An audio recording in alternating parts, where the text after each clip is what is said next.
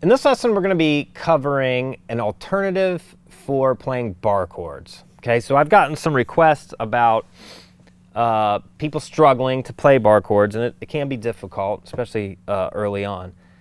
So I'm going to give you a couple of ways to play chords without having to bar the whole thing with your first finger, okay? So the chords that people have trouble with, let's say this major bar chord with the root on the E string, because you got to bar all 6 strings with your first finger. Likewise, your dominant 7 chord and your minor chord. Okay, so I'll give you a couple different ways you can get around that. The first would be to basically omit the root note on the low E string. Now you can just bar, you just have to bar the E and B strings. So you'll bar E and B with your first finger, then your second finger, and then your pinky, and then your third. So you're basically playing almost the entire chord. I mean, you're getting all the pertinent notes in there. You're getting the root, the third, and the fifth. You're just not getting the low root. But still sounds good. You could also just do this. But then it starts to sound a little thin if you want. The reason I added the pinky and then third finger here, you play the fifth as your lowest note, it adds some beef to the chord, thickens it up a little bit. I play major chords like this a lot.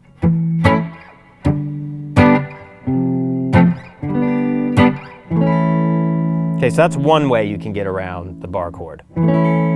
So this or this. You still have to bar 2 strings, but not as bad. You could also do the same thing for a minor bar chord. So you got this. You're just not going to, again, you're not going to play the low E string. You're still going to have to bar with your first finger the G, B, and high E strings. So it would look just pretty much like the major chord, but you take your second finger off and you bar the G string as well. That's how you can play a minor chord. Keep in mind the root still is A here in this case. The root's not really changing, you're just not playing the root, the low octave of the root. So you could do that. Now that does require you to really arch. You got to be able to arch these fingers, or you're going to get that. Okay, the other way, excuse me, is to use your thumb. And this is like more the Hendrix style. Hendrix did it. This is how he played these chords. So you're going to forget about the high E string, because it's just a duplicate of the root anyway. So it'd be first, second, third. So B string, G string, D string. And that really right there gives you your root, third, and fifth. But you want some thicken it up. You can wrap your hand around and play the root note on the low E string with your thumb.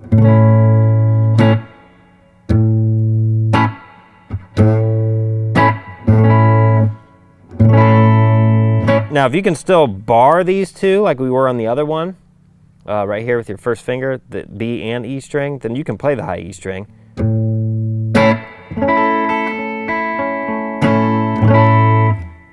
So, still this chord, just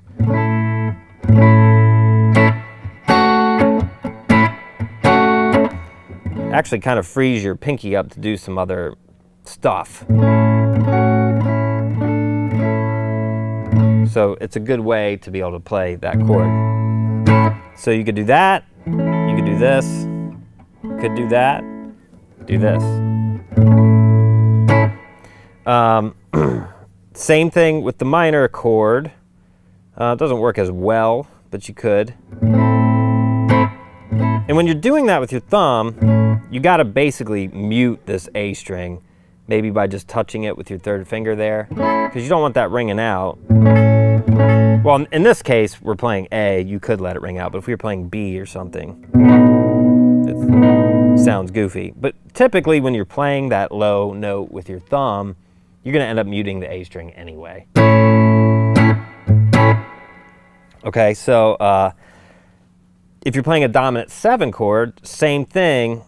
It's just you would play like this. So it'd be 5th fret D string, 6th fret G string, 5th fret B string, thumb on the 5th fret, low E.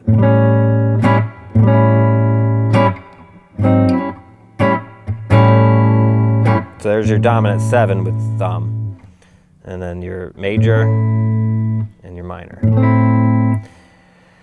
So that's one way around it, that one. Now, for like chords that the root's on the A string, so you basically or if you're having problems barring with your 3rd finger, like that, you could try to do this. Play each of these notes with a finger. It's just hard to really cram them in there on one string or one fret, but a lot of people do play their bar chords like that. I've always found it easier to do that, but that's one way to do it. That's really the only way to get around that.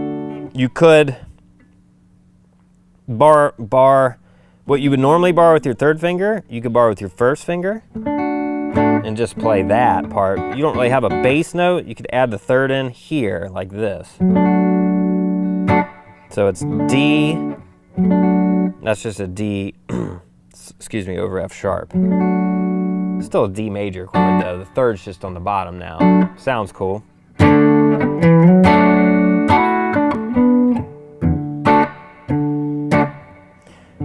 But that's, those are some things you can do if you're really having trouble with bar chords to get around that. So just kind of a helpful hint for you, an alternative to playing bar chords.